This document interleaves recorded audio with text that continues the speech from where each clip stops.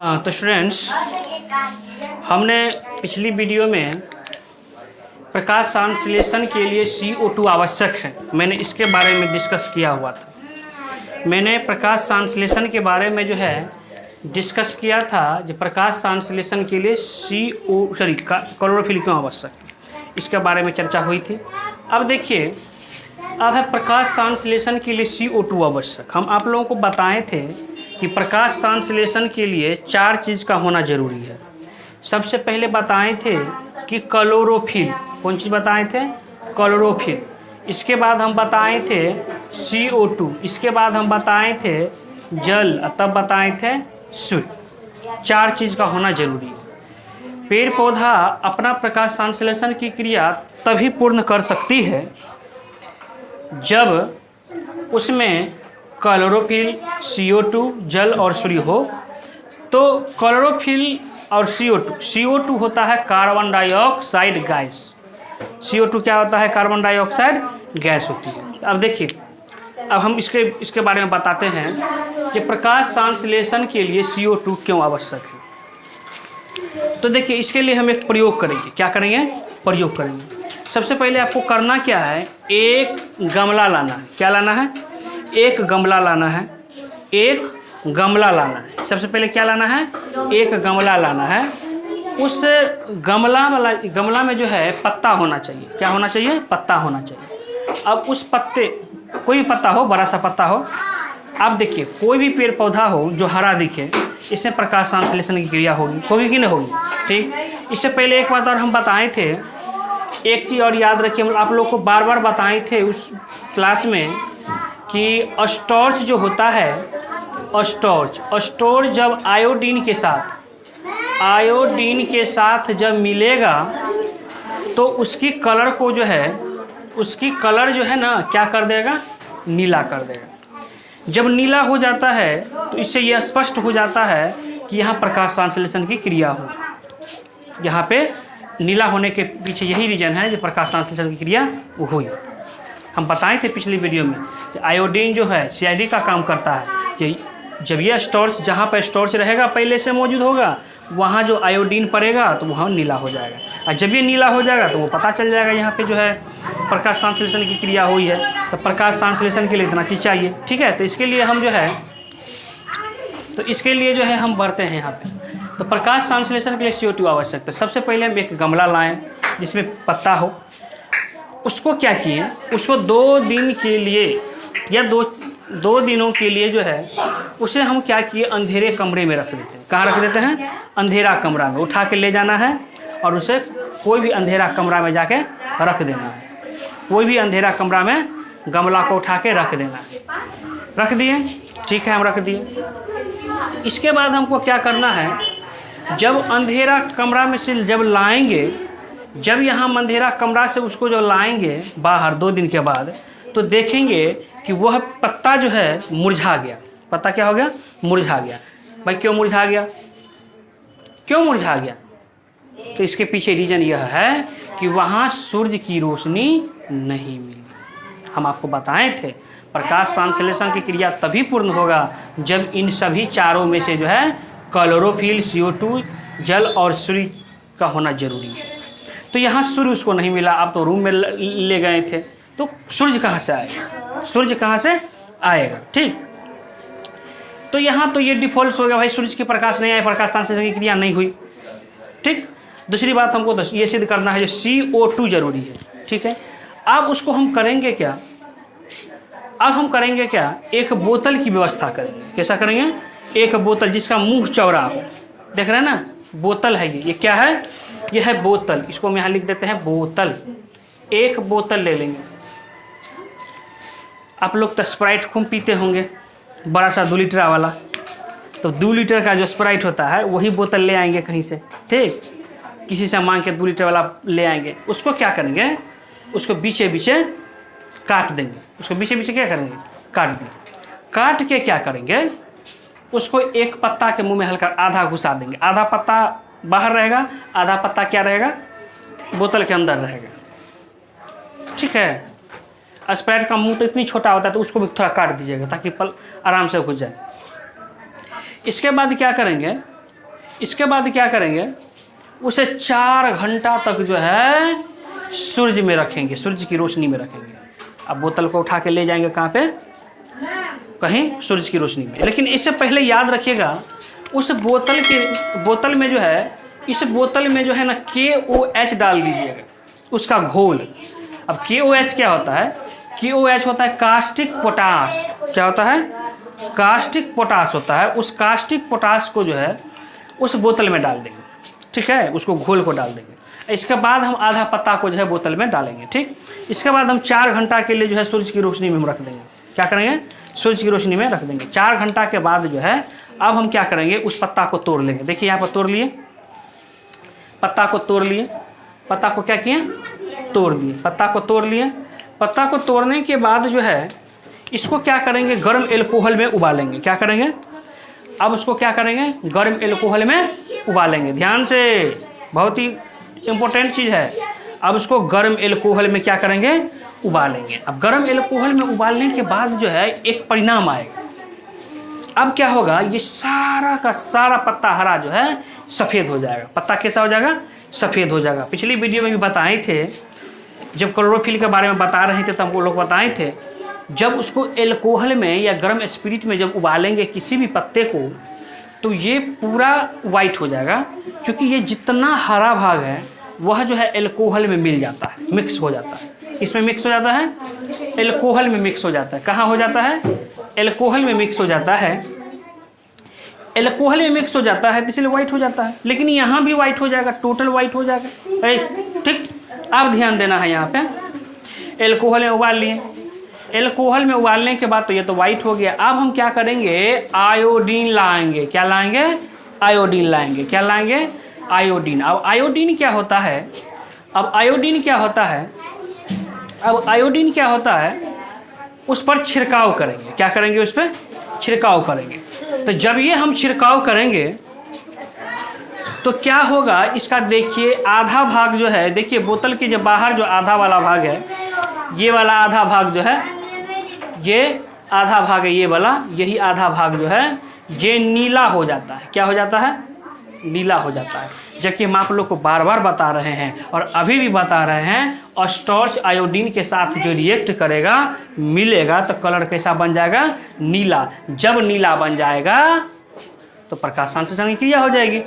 तो ये नीला हो गया। अब ये भाग जो है ना, ये इसमें बिना स्टार्च, माने ये भी स्टार्च नहीं था, तो कहोगे सर पत्ता तो छले बढ़िया सुंदर सा पत्ता रहे, ओकरा बोतल में जे दिलिए तो एक रंग तो पत्ते रहे, तो फिर ओहिमे किया नहीं भेलै, ई किया भऽ गेलै, किया ओ बोतल में छलै तेँ, तो बोतल के मुँह तो ओनियो से खुलल छै, तो सूरज के रोशनी तो ओहोमे जा सकै छलै हन, ठीक है। तो फिर किया नहीं ई मतलब जो ई नीला किया नहीं बनलै, ओतऽ प्रकाश संश्लेषण क्रिया पूर्ण किया नहीं भेलै, एना अहाँ पूछि सकै छी अहाँ सब, ठीक छै। तो ऐसे पहले हम अहाँके बता दै छी जे ई जे मुँह खुलल छलै, तो एहिमे हम अहाँके बतैले रहलहुँ जे एहिमे KOH के घोल हम डालले रहलिए, ठीक है। KOH के घोल हम डालले छलिए। तो ई KOH कास्टिक पोटास कहल जाइ छै। एकरामे एगो खूबी छै, एकरामे एगो खूबी ई छियै जे caustic potash carbon dioxide gas के सोखि लै छै। की करै छै,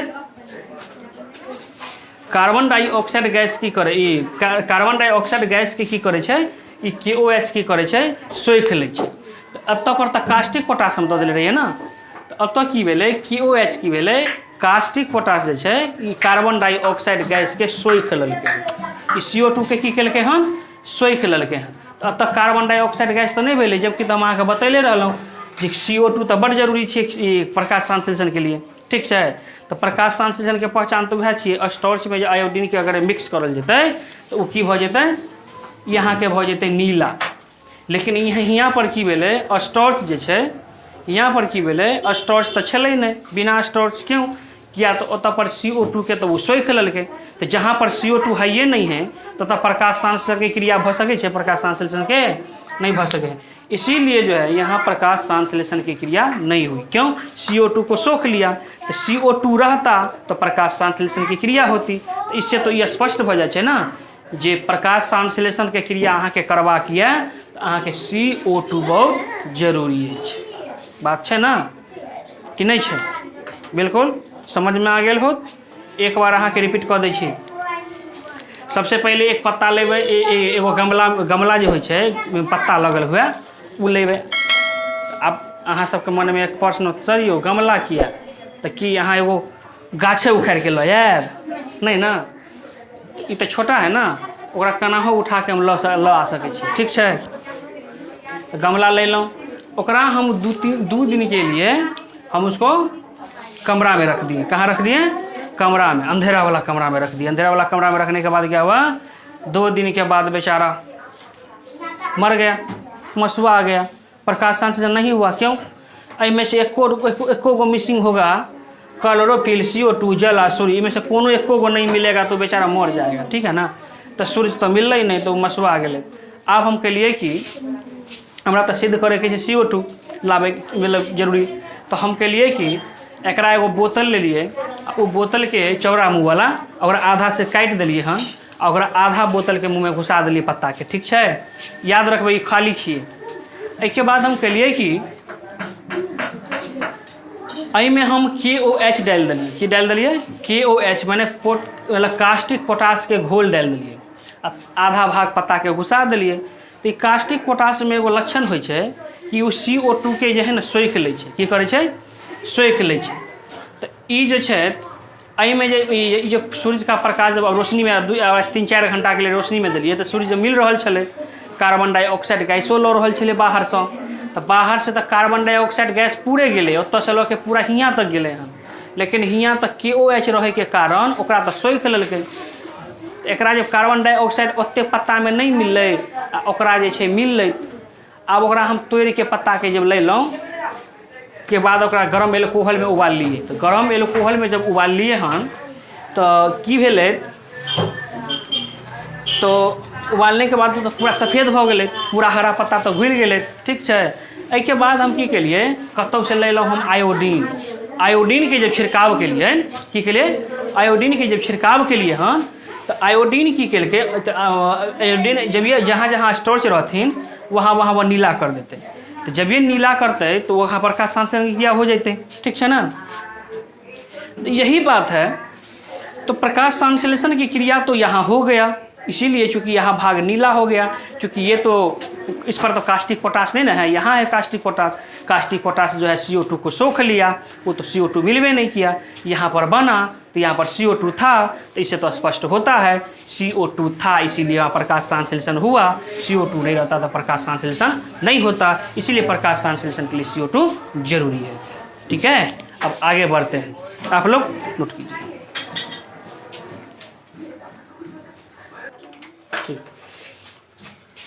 हाँ, तो बउआ, तो आप लोग उतार लिए, ठीक है, समझ लिए।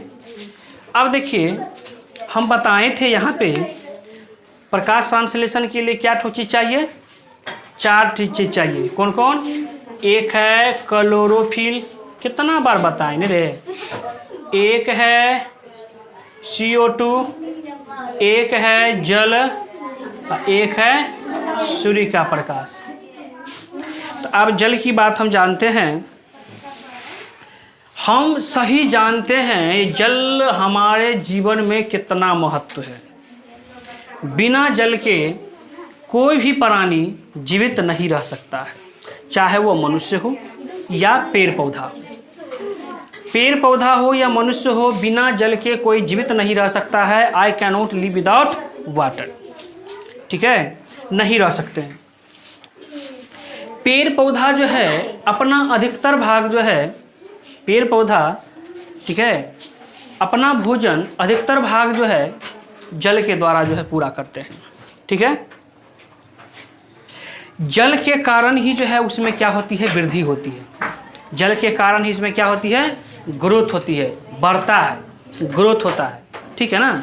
इसीलिए अक्सर देखा जाता है कि किसान जो है खेतों में जो है पेड़ पौधों को सींचता है। भाई उसको जल नहीं मिलेगा तो क्या होगा, मर जाएंगे। थोड़ा आप अपने पे लेके देखिए, अगर आपको जल ना दिया जाए तो आप मर जाइए, है कि नहीं? अब चलिए, अब आगे बढ़ जाते हैं। जल ये सब अब देखिए, यहाँ पे हम कुछ लिखे हैं पॉइंट, वीडियो बड़ा ना हो इसीलिए शॉर्टकट में लिख दिए। यह है जल। अब जल जो है, सबसे पहले जल जो है जड़ द्वारा भूमि से जल, उसमें घुले खनिज लवण, नाइट्रोजन, फास्फोरस, कैल्शियम, मैग्नीशियम, लोहा आदि यौगिकों का अवशोषण करते हैं। अवशोषण, शोषण नहीं, शोषण नहीं, अवशोषण। क्या करते हैं? अवशोषण करते हैं। माने जल जो है, जड़ द्वारा जो है भूमि से जल, जड़ जो है ना, जड़ ध्यान देना, पेड़ पौधा का जो जड़ जो है, जड़ जो द्वारा जो है पेड़ पौधा का जो जड़ जो है द्वारा भूमि से जल लेते हैं। भूमि से क्या लेते हैं? भूमि से नीचे से जल ले लेता है। जड़ में इतनी कैपेसिटी होती है कि वह नीचे से क्या ले लेता है? जल ले लेता है। जरूरी नहीं है कि तुम जाओगे लोटा से पानी डाल दिया और वो ले लिया, सब बात नहीं है। कहोगे सर हम तो दे छिए लोटा में पानी, अगर इतनी वो पौधा होगा तो देता होगा। एक समय ऐसा आएगा जो तुम पेड़ पौधा बड़ा हो जाएगा तो तुमको पूछबो नहीं करेगा तो हमको पेड़ पानी लाओ, वो खुद अपना पानी जो है ले लेगा, जड़ की सहायता से ले लेगा। ध्यान देना।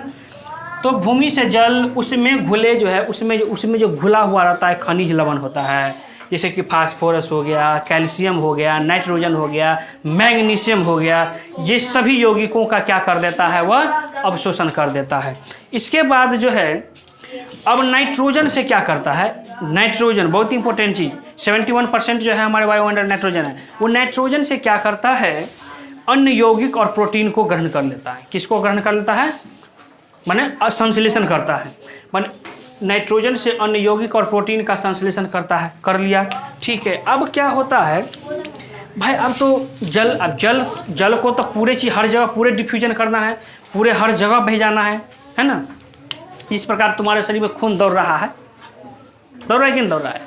तो खून जो दौड़ता है, तो मनुष्य को जो खून जो दौड़ता है, तो खून को उठा के ढोने का काम करता है ऑक्सीजन।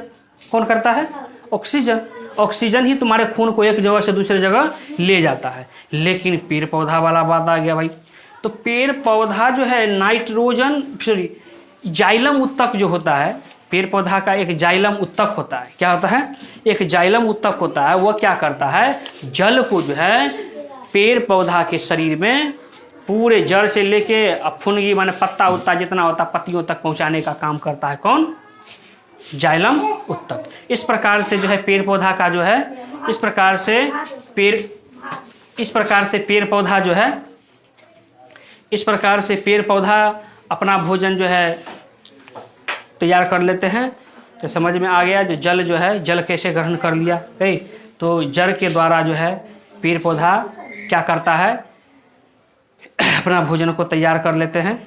जड़ इसमें बहुत इंपॉर्टेंट होती है। जल के बारे में हम बता दिए हैं कि जड़ द्वारा जो है भूमि से जो है कुछ खनिज लवण जो है वो प्राप्त संश्लेषण करते हैं। नाइट्रोजन, फास्फोरस, कैल्शियम, मैग्नीशियम, लोहा आदि यौगिकों का वो जो है वो क्या करते हैं? अवशोषण करते हैं। और नाइट्रोजन द्वारा जो है प्रोटीन और अन्य जो है खनिजों का जो है वो संश्लेषण करते हैं। और जाइलम उत्तक जो होता है वह पानियों को, जल को जो है, जाइलम उत्तक जो है जल को जो है पत्तियों के विभिन्न भागों में पहुंचाने का काम करता है। इस प्रकार से पता चल गया अगर जल नहीं होता तो उसके विभिन्न भागों में जल पहुंचेगा ही नहीं और वह सूख जाएगा। अगर तुम जड़ में देखा होगा, अक्सर जो है लोगों को देखा होगा, जो हम लोग जो है अगर पेड़ पौधा को पानी देने जाते हैं तो क्या करते हैं? मुँह पर फेंक देते हैं, ठायर पर गिरा देते हैं। हम जड़ में डालते हैं। जड़ में डालने के कारण क्या होता है? जाइलम उत्तक क्या होता है? तुम जो जल जो उसको दोगे, उस जल को उठा के क्या करेगा? पत्ता और जितना भी पत्तियाँ होता है वहाँ सब पे जाके भेज देगा। इस हिसाब से तुमको समझ में आ गया कि नहीं आ गया? आया कि नहीं आया? आया कि नहीं आया? हाँ तो बच्चों अब आगे जो है क्लोरोफिल मैंने साबित कर दिया, CO2 साबित कर दिया, जल साबित कर दिया। अब है सूर्य की प्रकाश। सूर्य की प्रकाश। तो अब हम चलिए एक बात हम बता देते हैं सूर्य की प्रकाश के लिए।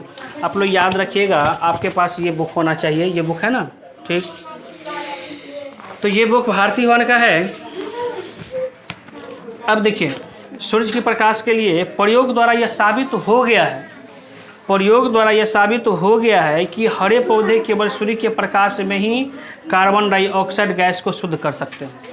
प्रयोग द्वारा यह सिद्ध कर दिया चुका है कि केवल सूर्य का प्रकाश में ही कार्बन डाइऑक्साइड गैस को शुद्ध करने की क्षमता होती है, अंधेरा में नहीं।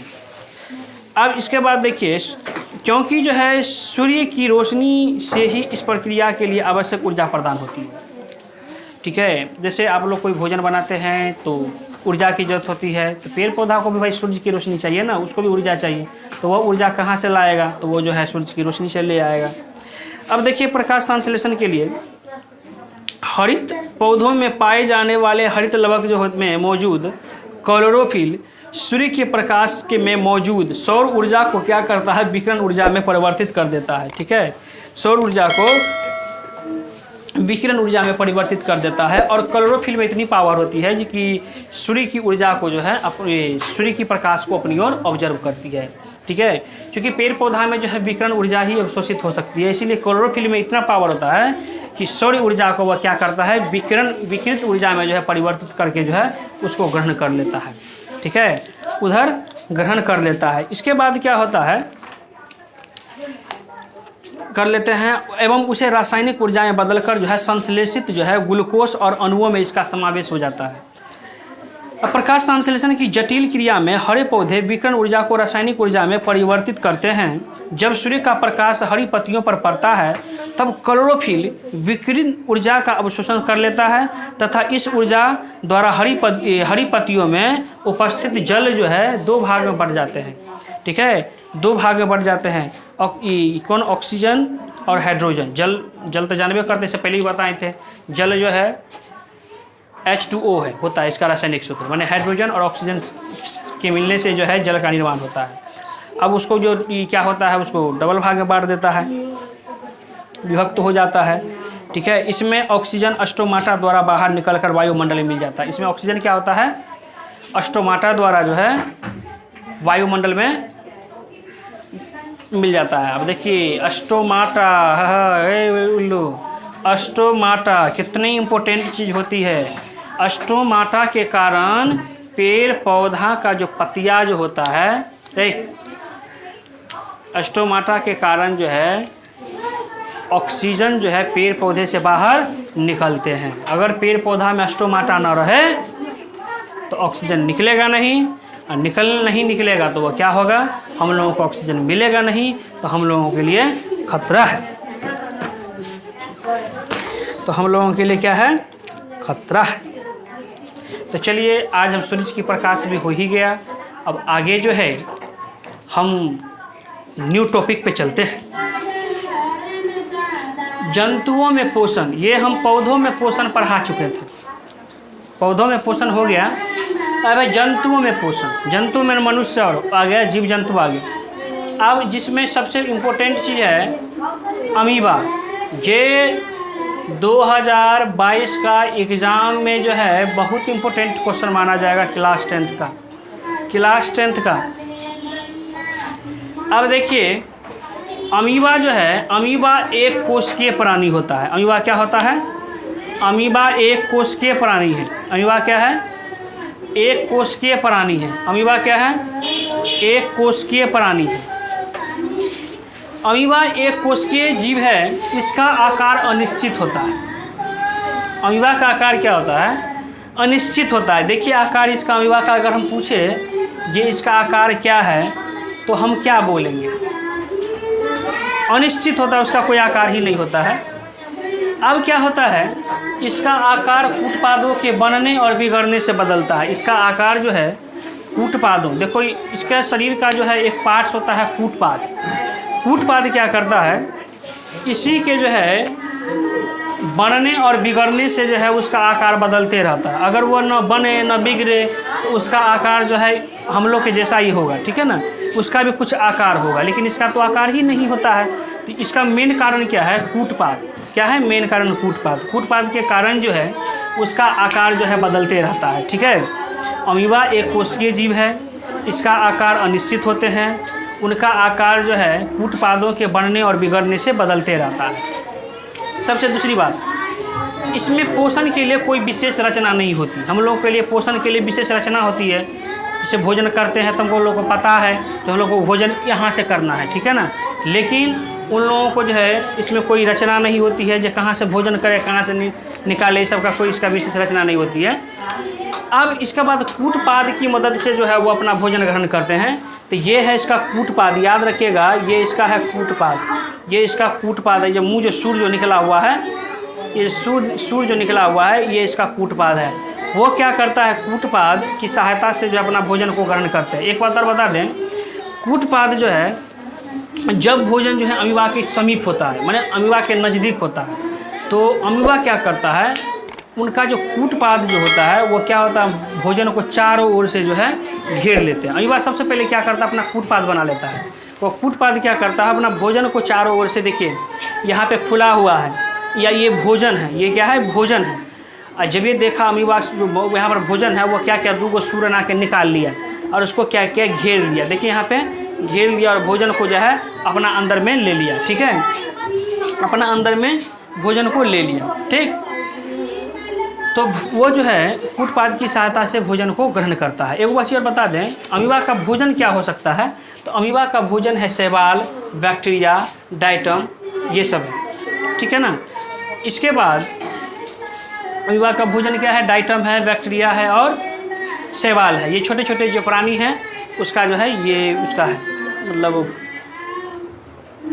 भोजन है। अब एक बार और फिर से बता दें अमीबा के बारे में। अमीबा एक कोशिकीय प्राणी है। अमीबा क्या है, हम लोग बहुकोशिकीय, हम लोग का जो शरीर जो है विभिन्न प्रकार के कोशिका से मिलकर बना हुआ है।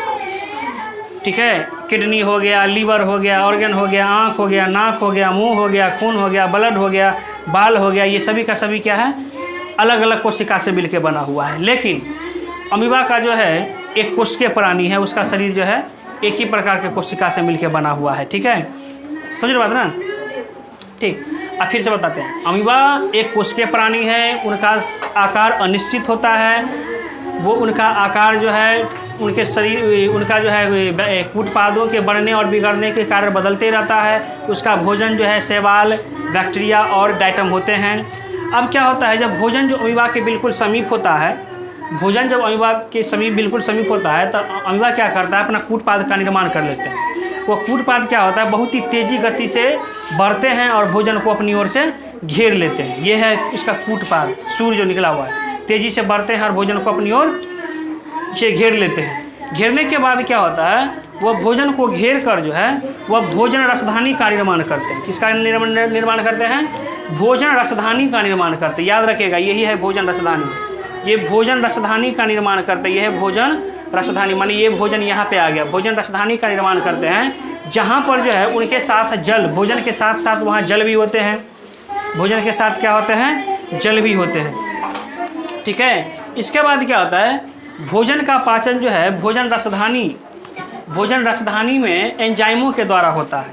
भोजन का पाचन जो है भोजन रसधानी में एंजाइमों के द्वारा होता है। और दूसरी बात, भोजन को बाहर निकालने के लिए जो है, ठीक है, इसके बाद तो भोजन रसधानी में एंजाइमों के द्वारा होता है। भोजन रसधानी से निकलकर वह कोशिका द्रव्य में पहुंच जाती है। भोजन कहाँ पहुंच गया, कोशिका द्रव्य में पहुंच गया। कहाँ पहुंच गया, कोशिका द्रव्य में पहुंच गया।